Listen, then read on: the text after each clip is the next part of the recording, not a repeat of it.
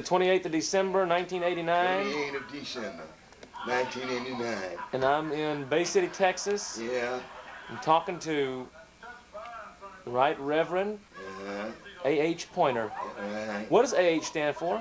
Andrew Houston Pointer.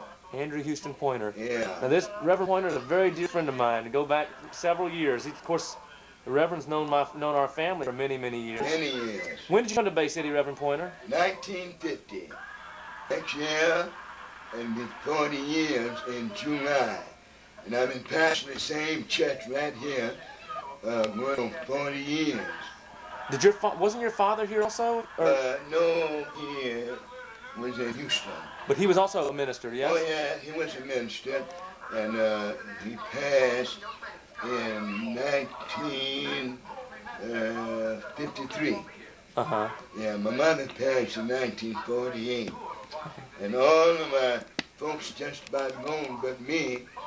I just have a lot of cousins, that's all I have, and a lot of friends, you know. Reverend Pointer, you said you're going to reach a milestone this next year. Oh yes, in August, I'll be 80 years old. 80 years old in August. Now, Yeah. I want you to tell the story about when I came to you in 1981. I was getting ready to do something real special here. Yeah, you was fixing to run for mayor, and we pulled for you, and all of our folks were so happy that you were running, and especially some of my kids that you went to school with, and I tell you, they really love you.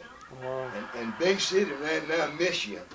And I was telling you not long ago, I was thinking about you about a week or so ago, and I was just wondering, Ma's just on my mind. I said, I wonder how is he doing?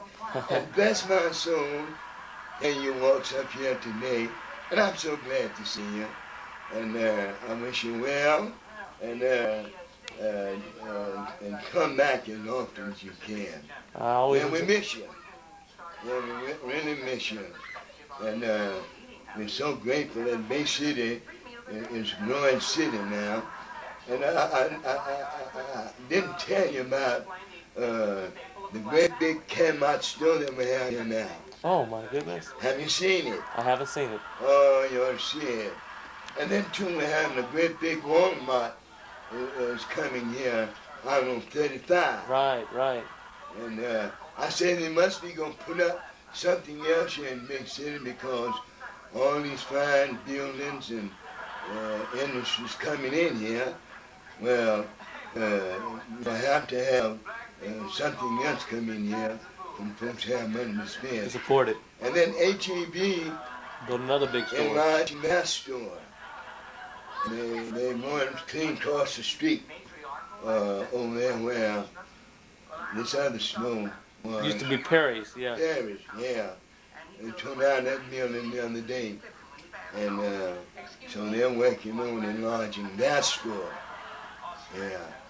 And we're going to have fine city after a while. That'd be very good. Yeah, fine city. And, move forward on a lot of issues. We got a lot to grow on, though. We still got lots to do. A lot. And the only thing I hate, Ahmad, we have so many of our young folk like you finish school and not too much around here for them to do.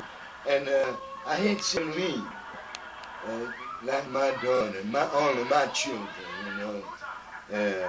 They're moving, and one in Austin, one in New Orleans, one in Dallas, one in Houston, right, and one in Dickinson.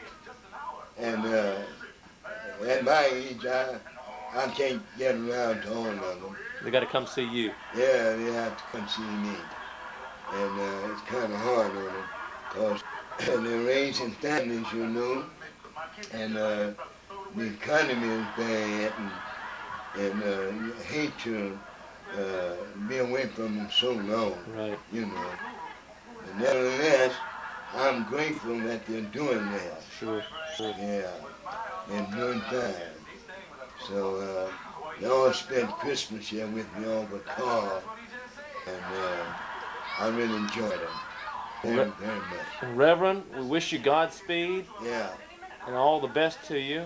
I'll never forget the time I came down to see you over here, and you took me. We was in the church on Sunday morning, and you pulled me Yeah. upstairs and you put me up on the pulpit, and you said, "Now I want Brother Den to stand up, so all you Yeah. folks can see who you're voting for next Saturday." That's exactly. That's right. That's right. Right, right. Well, I always know. It always makes me feel good to know when I come home. There's so many friends, so many people I can come and visit and talk about old times. And I just want to wish you all the best. Yeah, yeah. I wish you well, and don't ever forget me now. Oh no. Yeah. Never. Whenever you come to town, if you can't come, call me. We'll do it. Yeah. How's the fishing? Well, I haven't been fishing quite a while now.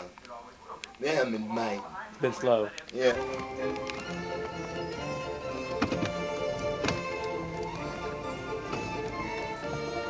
Well, they got along well with Reverend Pointer, both of us have, you know. Yeah, he was real helpful to us. I heard Frank isn't going to run again either. I've heard that too. He's pretty sick, I heard. I don't know. Bill, what about Bill Smith? Is he also pretty sick? Bill's sick. I went to see him the other day. He wasn't there. He's on a dialysis machine now, and I visited with his wife. He's in bad shape. He's in bad shape. Yeah. Well, you know, hell, he should have went up there to Washington and all that stuff, you know. You know, he went up there, he's on TV, he's in a wheelchair up there, you know. Really? When did this happen? Oh, when they had that big march up there, you remember when they had a big You march? went for that? I didn't know you went for that. Yeah, he went up for it. Well, I'm talking to Glen White here, former mayor of Bay City, Texas, and Maxine, his lovely wife. Maxine. That's right. Hello, Maxine. Hello, Mark. And I love you, baby. well, I love you too. I know every time I come home, I Well, gotta come by I and tell see- you what, we appreciate you taking the time to come by and see us. We know you're busy, and you're kind of like one of our little boys, as far as we're concerned. You are our boy. And I know you don't appreciate that boy, baby, because you are a grown man with a heavy beard and all that, but you're just a kid to us anyhow, Myra, and we're real proud of everything you've done. Well, Glenn, as long as I got you on here, I gotta make sure you tell a couple stories. The one story you gotta tell is the story about the Joe Insminger story, actually.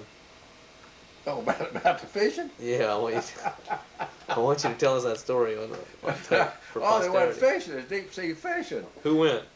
Oh, I don't know. Bob Parker was on Parker's boat, and there's Joe, and I don't know who all was on the part of it. But anyhow, Joe, I think Judge Was Hardy there? Judge Hardy was there, and I don't know who all. Quite a group of them anyhow. Anyhow, so Joe was looking the other way, and somebody tied his bucket on his line and tossed it over.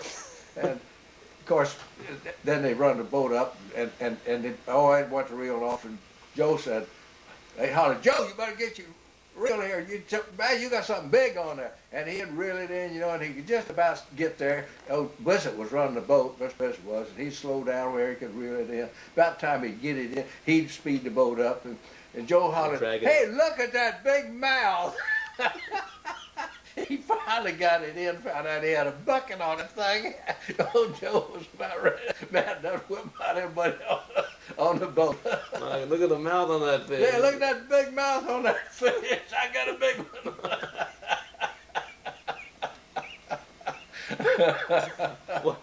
What about when Herman came home from the army? Oh, you mean when he'd been down to Miami to the VFW convention? Yeah, that one. Oh, he was down there as these old boys said Rosie didn't go with him. Who all was there? Vernon Leisner was with him? No, I don't know who all was down there. I don't think Vernon's down there. Jeep Hardy? No, he was just telling it on himself. Oh, you talking about when Herman went fishing? No, that's another one. We can come to that in a minute. That's the one when they went to that convention. No, he went to the VFW convention in Miami, and some of these guys from West Columbia, he found out later who really did it. They got these small ladies' panties and put them in a hotel station there and wrote a nice letter and sent them special delivered to his house. They got here before Herman got home and said, "Best Dan, we appreciate you, Best Dan, being here to the convention and everything. But our policy is if anyone leaves a thing in the room, which we found these in your room, we're sure that we want you to have them back, and we thank you for your being here with us. And I hope you and Best Dan will come back and see us again." Only Rosie wasn't there, right? When Herman got to the door, he like got crowned. and he didn't even know what it was about. Oh my goodness! He found out who did that. He found out who did it to him. Yeah, he finally did, I think. What about the story about the fishing trip? Oh, and he was down here, and G.P. Hardy and Oh, Martin was there. Harold Martin. Yeah. They was going fishing. And he said, where you going? I said, oh, we're going out here fishing. They on the boat? They were Yeah, they're coming through the locks down there. Herman was sitting there on the bank fishing. I didn't know he ever did that, but apparently he did. He may got broke. That's maybe why I don't do it anymore. Anyhow, he said, hey, would you like to go? Sure, sure. I said, well, come get on. They pulled over and picked him up. They got on out there in the bay. He said, what? When are we going home? Said, oh, a couple of days. I think they probably radioed in so there wasn't anybody worry about it. No, they didn't. They didn't know it. Heck no. They had the sheriff. They called the sheriff. They thought they found his car there by the river. They thought he drowned. They didn't know what. I didn't know. Rosie came on with a pan. She was waiting for him when he got home, and she had a damn pan in her hand. You know. But anyhow, no, we had a lot of fun together. How about when he tried to remodel the store? The grocery store. That's when that's when your grandpa, Mr. Joe, and that's when they had the grocery store. And Herman decided he's going to remodel. So he has in there, and he said, take this out, tear this out, and he'll really get after it. And finally, your grandpa said, wait a minute, you got a lot of money, yeah? Maxine, do you ever get tired of these old stories? I've heard that one several times. Tell us something. Tell us a good story about Glen. Maxine. Let me see. We really used to spend a lot of time together over here. One time I came over here one night. Do you remember that, Maxine? You got up at 11 o'clock at night and cooked up a batch of shrimp and oysters. Fried oysters and all that stuff. If you'll stay around, I'll cook you some oysters tonight. Oh, if goodness. I can get some. No, I'm not going to be able to be. I got to have dinner planned this evening. But that was really something. We stayed up that night. I remember the time that we had this on-site inspection, you know, and we'd had a bunch of them out here, you know. It was, I think we had... Paul Fye was here. Yeah. Was that room over there. Yeah, sure. Paul Fye and Ivan Langford was here. That's and so right. on. And I go out there, night inspection, and you said, where you been? I said, well, we had to eat. We ate early. He said, what did you have? I said, fried oysters, raw oysters. Fried shrimp, boiled shrimp. Shrimp salad, potato salad. I can't make this You count got for me. anything left? So you came out there, and Maxine had to fry another dozen oysters for you. I'll never forget that. I loved it. It was fun. That was Oh, fun. it was fun. Do you remember the story about? You remember when Frank Henderson was sitting at that damn council table that time? We were sitting there, and I had to sit next to him. You had a buffer zone. You had Sue and me between you. But he used to go. You always knew he had something for what he had for dinner. He'd sit there. One time, Glenn called all in favor, aye, and everybody said aye, and he's all opposed, nay, and Frank went, brrr. And I said, was that an aye or a nay, Frank? Do you remember that? Yeah, I remember that. Well, could you told what it was? Yeah. I remember another time we were talking about budget cutting. We had street signs. We were trying to cut back. Nobody. I said, what the hell? We got darn Taylor Brothers Funeral Home over there is marked with a dead end sign. And I said, everybody in town knows that's a dead end. I don't know why we got to put a street sign up to advertise it. You know, there's a dead end sign there. It took it down about a week later. And I'm trying to think what another Frank Henderson. We went in there one time, went to a restaurant in Dallas for Texas Municipal League Convention. Do you remember this? Yeah. Remember that? He wants some of the horse hers. Horse duvers. Horse duvers. He said, I really want to have me some of these here horse duvers. I said, I'm sorry? Yeah, bring me some of these here horse duvers. Said, I don't know what he's saying. He said, bring him the hors d'oeuvres. He brought out, had something with vegetables and had capers. You know, capers on there. He said, these ain't no horse duvers. I know what I grew up on a farm. I know what horse duvers is. It's not like some damn rabbit done scampered across this here table. The lady behind him went, put him, do you remember that?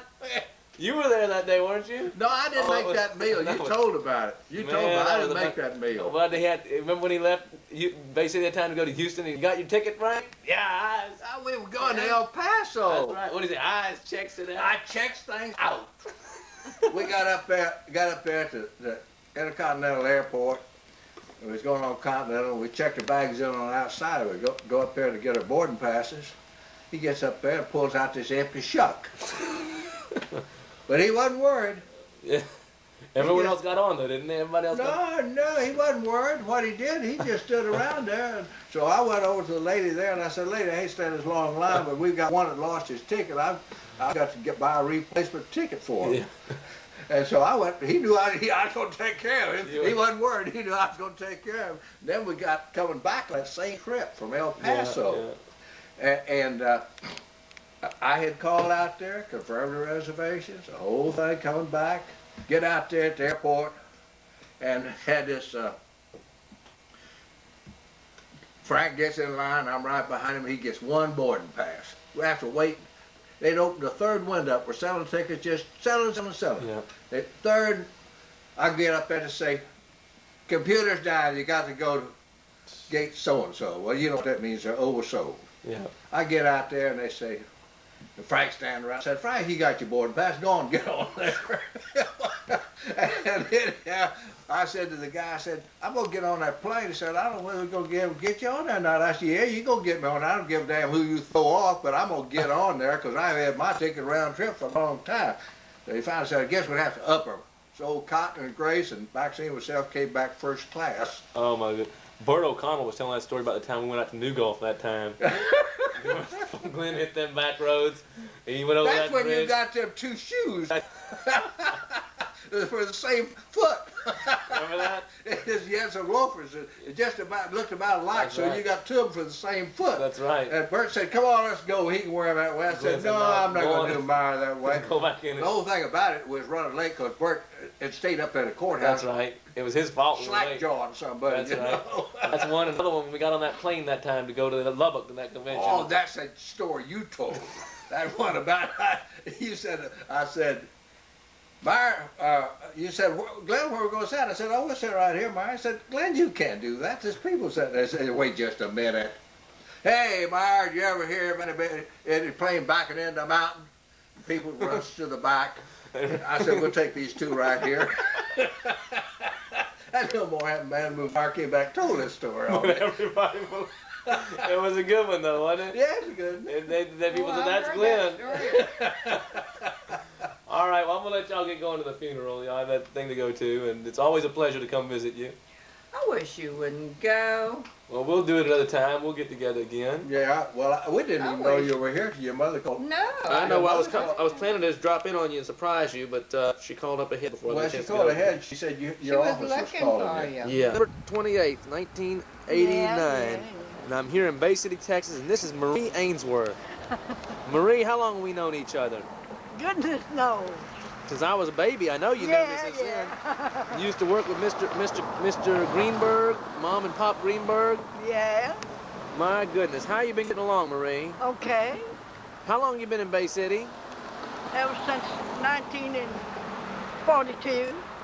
Goodness gracious. How many years is that? That's already 42. It's almost 90, almost 50 years. Storm hit us in Matagorda. You remember that? That's right. Well, I'll be. Well, it sure is good to see you. This is Albert's mother. Yeah. That's right. Well, it sure is good to see you, Marie. Is there anything you want to say to all the folks? Yeah. You got anything? I heard from Bill O'Neill. You know, he's in Longview. We heard from him. He was a Presbyterian preacher. Right. Well, that's good. Well, I'm glad. It's good. Sure is good to see you. Well, old Albert's had hard luck, you know, trying to stay with a girl. Yeah. Albert. Is Albert still painting? Yeah. Sheetrock, wallpaper. Albert's getting up there now. He must be close to 40 years old. No, he's older than that. He's 57. Is he really? Yeah, he's 57. My goodness gracious. I wouldn't have believed it. I hadn't looked over and seen Marie walking on the street. I wouldn't have believed it was her. No. You hadn't changed a bit. Thank you. Yeah, well, it sure is good to see you, honey. Yeah, I'm in pretty good shape. How old are you now, Marie? I'm 88. No kidding. And you're still walking like a soldier. Still walking like a soldier. She ain't changed one bit. Well, it's good to see you, honey. Yeah. And I'm going to let you go. I'm going to get on the road. Okay. Where are you going? Home? Oh, I'm going back home. It looks like it may be raining a little. You know, I live in Los Angeles now. Oh, you do? I live in California. Well, I knew you lived in California.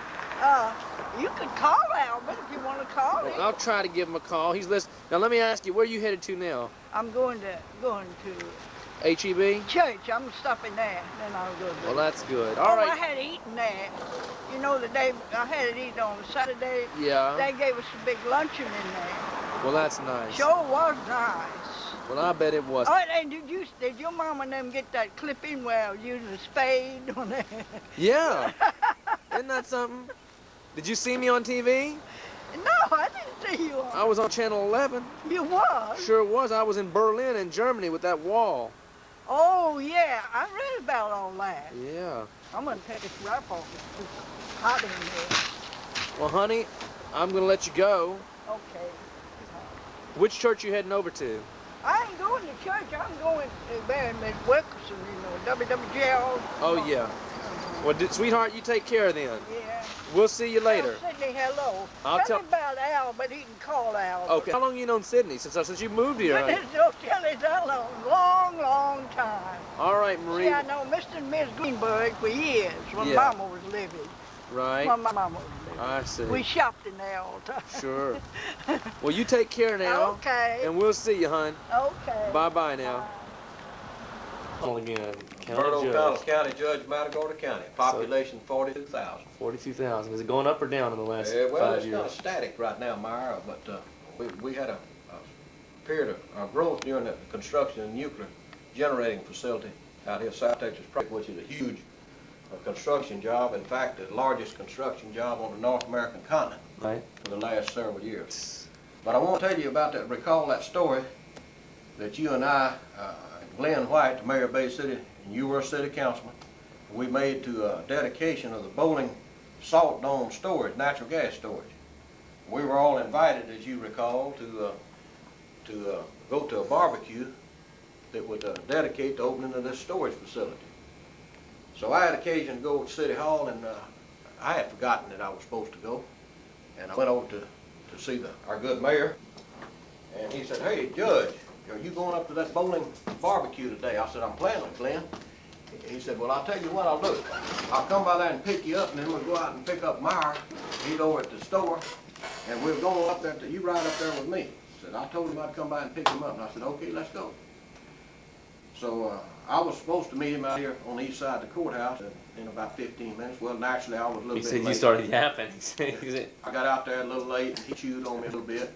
He said, "All right, let's go get Meyer." I said, "Okay, let's go get him." So we went down to the store. Meyer ran out and got in the car. And Meyer said, "Hey, I can't go up here dressed in these blue jeans." I said, "Let's go by my house, and I want to change clothes, put my suit on, so I look nice in front of these big shots up there." And Glenn said, "All right, but you're going to have to hurry, we're running late." Okay, we go out to Meyer's house, go out to your house. He stopped the car at the curb, you ran in, and just a few minutes you came bounding out the door with a pair of shoes and socks in one hand and had your suit on, ready to go. Jumped in the car, and we started down the street, got down about half a block, and you said, "Wait a minute, I've got my shoes are two for the same foot. I got two left shoes here." Glenn said, "What the hell? How'd you do that?" I said, "Well, I got two pair of shoes. I got the same size foot off of each one of them." I said, "Well, let's go, Glenn. He can put that on. We're not going to walk very far. He can have that shoe on. We go ahead and eat the barbecue and come on back." He said, "Hell no.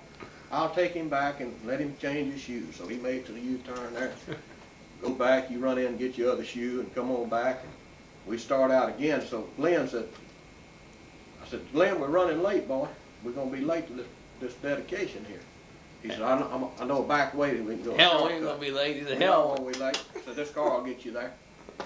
And they said, "What do you have, an old LTD. LTD Ford, didn't it?" Yeah. And so we take off through Ashwood, Texas, over there, a shortcut. That's right. On a county road.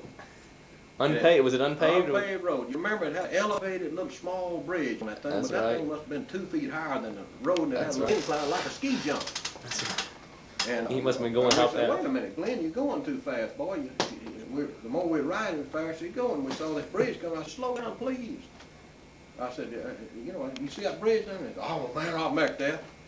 And we hit that thing. I guess we'd set a record on a ski jump. We must have gone 20 feet in the air on the other side, and I could feel those bumper guards digging into that old dirt road. Straighten them out. I said, "Man, please, let up with it. We can be late." I said, "That's all right. Don't drive so fast." So we got on up to Bowling in a few minutes. we're about 20 miles, I think. And so we made the barbecue, and on the way back, we decided, Glen decided he'd come back around through Lane City and come back on the highway. So in the meantime, he got to, Meyer, of course, you got this knack and trait or a gift of being able to, what do you call it, mimic? Imitate. People, imitate, yeah. So you remember you could do old Glen pretty well on that government grant deal. How that go? Yeah. I remember that. What was the story behind that? A story about the $75,000. Well, you were sounding just like the mayor, talking even to the point of sucking on that cigar that he kept in his mouth all the time. And he was sitting there too. Listening to it, and I was getting embarrassed. I said, man, he's talking about, oh, Glen may not appreciate this. So I changed the subject, got you off of that subject, and we talked about something else there for about, what, 10 or 12 miles down the road. All of a sudden, old Glen said, hey, Mark, you never did finish that story you was telling me about that government grant. So you got, I said, from then on, I didn't care. Go ahead. But from then on, we got a big charge out of that. He really enjoyed that. But that's been some good days, Mark. That was really fun. We had a good time. And, things were booming here then, too. Things were really moving along in Bay City that time, weren't they? Really were. You remember old Mayor Gusman? Shoot, I remember Mayor Gusman real well. You remember when he... Remember what he said to Frank Henderson that time? Yeah. Do you remember that? I told him, we had a funeral. The county auditor died, and we were all out. Jimmy Sanders, right? You remember that? Did Sure. I ever tell you that story? I don't know if you did. Go ahead. You don't mind me telling? No, go ahead. I went out to at the funeral, and I was walking up, an old retired mayor, been mayor for 34 years. And he had retired. Glen was mayor then. Yeah. I said, hey, Mayor, did you hear that Meyer Den has filed for city council? He said, he has? He said, is that little Jew that went off to clown school? You know, you went up to Carnegie. You had a That's right, Carnegie Mellon. I never had heard it called a clown school before. Yeah. He said, is that little Jew that went off to clown school? I said, yes, sir, that's Meyer Den. He said, that's just what we need, another damn clown on that city council. That's something. That's what he said. But I know that you were also, that's about the time, I remember you telling that Gene Taylor going up and sizing up the mayor. Yeah, what did he say to him? I'm trying to remember what that story was. What was that story? Oh, you go. I was there. Hey, babe. Hey, babe, how you doing? How you doing? He said, oh, that son of a bitch doing sizing me up for a casket. Yeah, he said, I'll be patting him in the face with a shovel. He said, poor old Gene's sick now, you know that. Yeah, I heard that, yeah. Have you seen him since you've been home? I hadn't seen him, no. Is he still wheeling and dealing? Yeah, well, I doubt if he is now. I met him on the road. His wife drives a little BMW, and I met him. I thought that was him out there the other morning. He was driving on his way to Houston having a biopsy. Another one? Another one. Gee whiz, he's in bad shape. We're downtown Bay City again.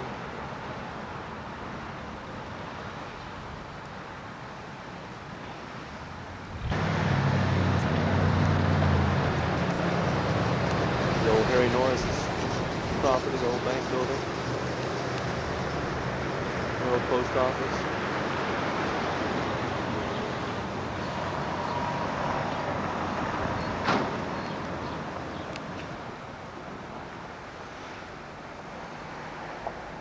JCPenney's, the old Tet's Jewelers.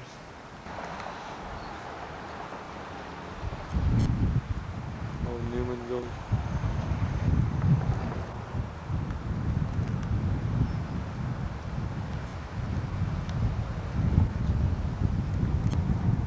Old water tower. Brady's.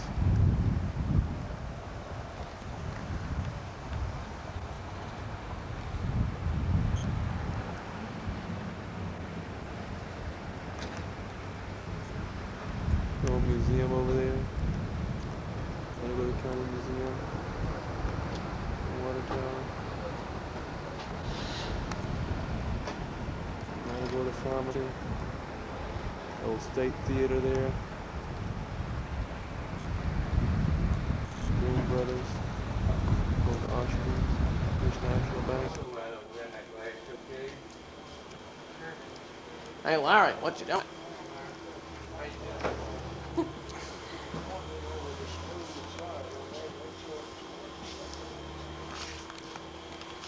Today is December 31st, 1989, and we're here in Bay City, Texas at about 7:50 a.m. at the home of Bill Smith. I'm going to have him introduce himself. What's your name, sir? What's your name, sir? William Bill Smith. William Bill Smith. And you were born, when were you born? 1950. 1915. 1915? 1950. Uh-huh. When I was born? Yeah. 1950. Where were you born? Bay City. Bay City, Texas. Now, Mr. Smith and I go back quite a ways. Not as far back as most people do with Bill. But Bill Smith has been the president of the NAACP here in Matagorda County for how many years? About 20. One of the founding members, too. Mm-hmm. One of the founding members. Yeah. And lifetime membership right there. No off. A lifetime membership. Just thought I'd have a chance to visit with Bill a little bit. You know, we spent so much time together. We had some good times. When I was active on the city council here in Bay City, Bill was a very close friend. And I want to ask him to retell a few stories for me, some times that we had together. And one of those would be starting off with before I came to ask him to run, if he'd support me. The year before he had run for office. Ran against. You remember who you ran against for city council?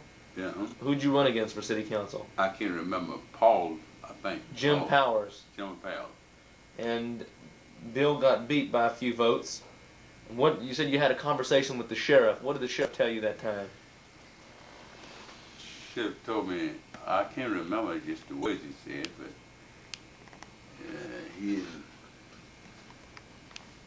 I just can't remember the words he said.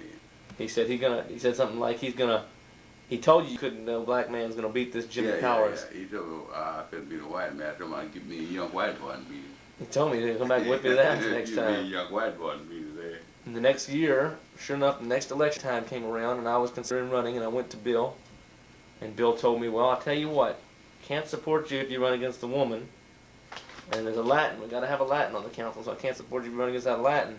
But I'll tell you what, if you run against that Powers, yeah, I'll put you in office, you remember? Right. So I went on and I ran against Jimmy Powers, and Joan Dickerson ran too. And day of the election day, and Bill was out working for me. And Glen White too was running that time. Yeah. And I remember Bill came down to the polls that day, waiting for the vote to come in. About 6:30, 6:45, you got ready to leave. You remember what happened when you got ready to leave? What I say to you? Yeah, you said, wait, I'm one vote ahead. Well, don't leave now, Uncle Bill. I'm One vote ahead. one vote ahead.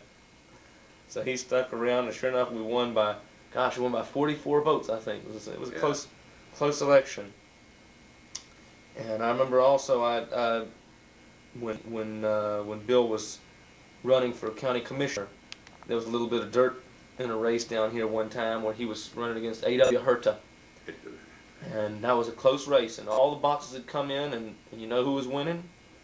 Bill Smith. Bill Smith was winning every place he come in. Yeah. And he was up, I don't know how many votes you were up, but we were sitting in this room right here. We sat in this room. Let me scan the room, you can see some of Bill's memorabilia through his days in the NAACP. There's a picture here on the wall. Who is that on the wall that you with?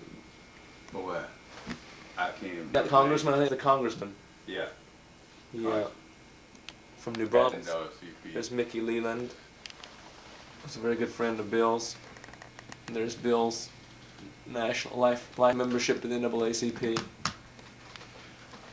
But anyway, we were sitting here and waiting, and all of a sudden the box came in from Blessing. And after several hours, Bill had lost the race. Someone had left the box there unattended, and it sure did look fishy. But Bill, being the kind of person he is, he didn't push it, didn't stir up anything. And I think he should have, but he didn't. But I tell you one thing, Bill Smith never was afraid to stir up something. If he thought something was wrong, if he didn't agree with something, thought something was, he didn't compromise his principles. That's one thing. Is that right? Hmm? Never compromised your principles. What is it? You never compromised your principles. No, I didn't. Always, if you thought it was wrong, you stood up. Yeah, I'm having trouble at the hospital now.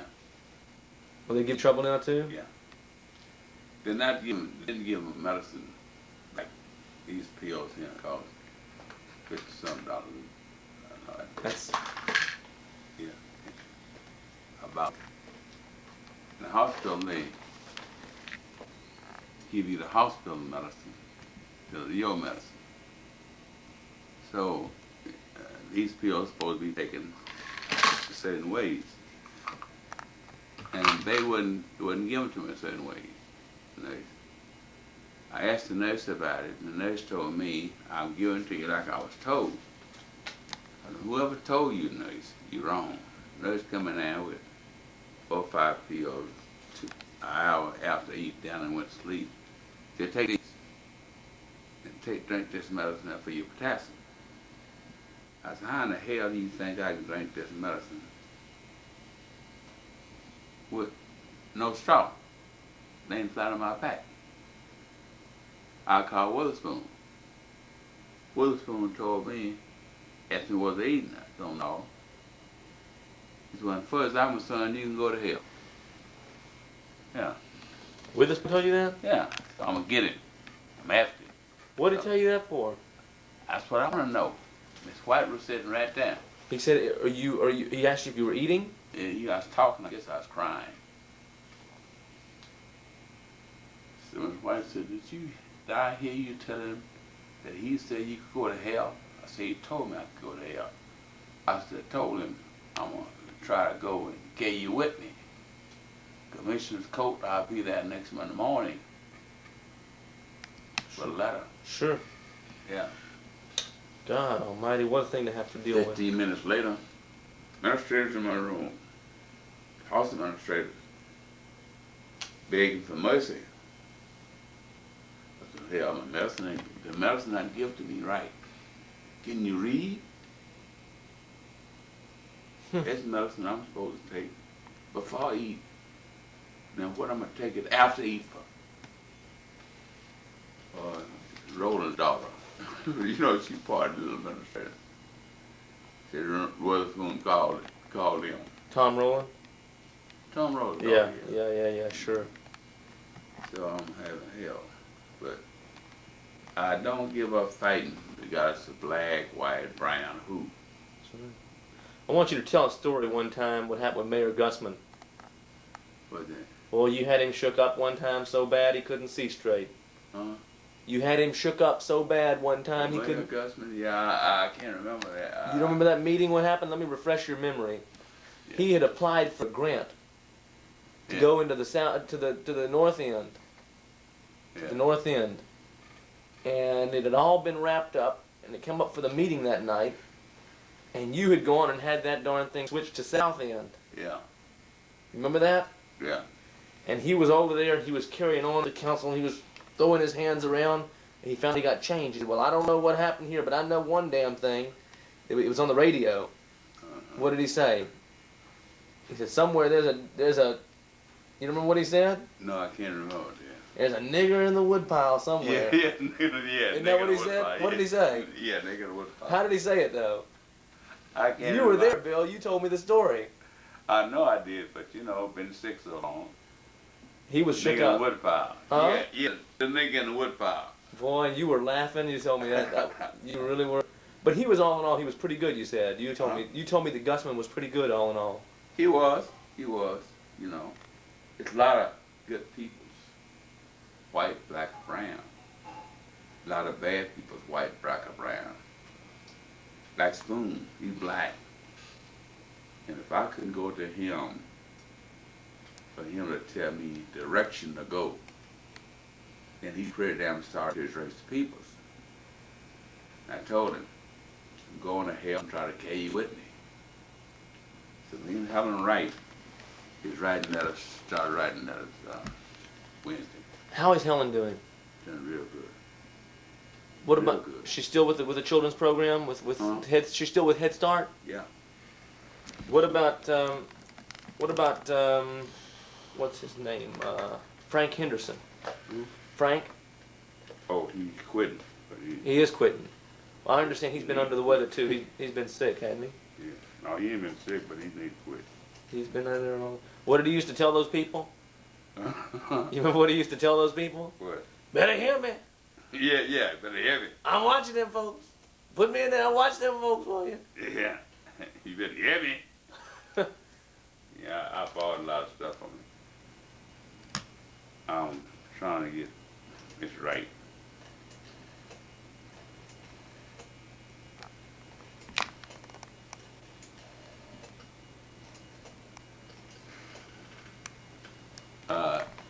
close friend of her, wasn't you? I knew her, sure I knew her. Huh? Sure, I sure was. Yeah. I used to speak every year at the Head Start banquet. She had me be the master of ceremonies. Hey, guess who in my house? Dan. Dan. Yeah. Yeah. He's going back to California. But he might come. I told him I was going to call you. Taping me. Oh, he taping me. Yeah. I told him I was going to call you. Huh? I don't know. I asked him. Huh? Yeah. Thank you. Yeah, he told me he used to speak at the Head Start all the time, you know. You want to set somebody Head Start? Okay. I tell him to send you a tape and I will set somebody Head Start. Okay? Yeah. Bye-bye. Tell him you want me to talk about Head Start. I know all about it. It's a great program. Yeah. One of the greatest programs that God ever let man put together. Helen Wright, the administrator, she have 1-9 Bay City. She have one in Warden. She have one in, where's that? Sugar Land. She have one in over here across the road. And she's directing them all. She directed them all. She's a wonderful woman. She really is. She's done a lot of things. She got a lot of people working. She understands Head Start so well. We need it so bad. We need more people to come in contact with Head Start, because this is the thing that we got to do with little children. If we don't, we're going to be like head off, like I heard on television, that California. They're getting drunk, killing one another 5 years old. Gangs. They're going into gangs. Yeah. So, Head Start is one of the greatest programs ever the United States ever had, America ever had. And it's right, it's one of the most greatest women I've had worked with. She's a sincere lady. She's very Head Start. She's very sincere. Huh? She's very sincere. Very sincere. And I've been a member of the Head Start program for, I don't know, 10 years, 15 years. I love my peoples, I love people, and I love peoples. Poor, I love them more than I do anybody, because God said be sure to see after the poor. The other to see after self. But the poor need help. Bad. And Head Start, one of the greatest programs on earth to help the poor. There's a question, one.